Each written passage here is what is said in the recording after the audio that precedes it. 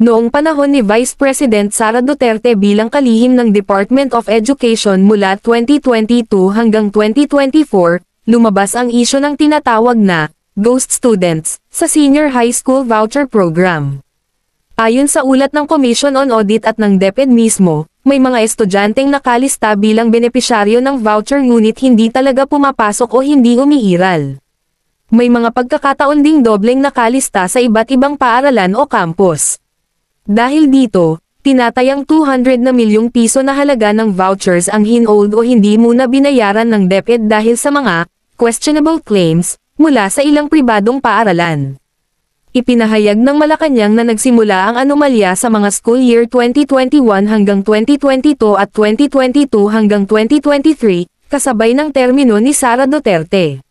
Sa ngayon, patuloy ang investigasyon ng DepEd sa 12 pribadong paaralan na umano'y sangkot sa isyu.